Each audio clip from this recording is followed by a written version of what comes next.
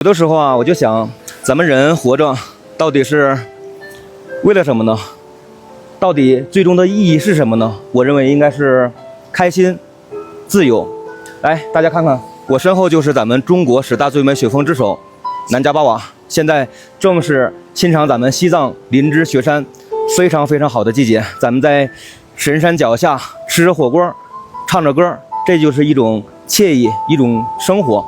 咱们推出了一个套餐，3天看不到雪山，免费续住，过年不涨价，随时可退。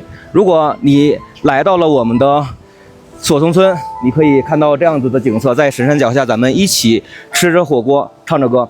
有的人想来西藏，想了很久，一直没有迟迟动身的这个机会，你一定要把握住。咱们的活动到2月的28号一直不变，我们在索松村，在神山脚下等你，咱们一起吃着火锅，唱着歌，这个也是你的生活。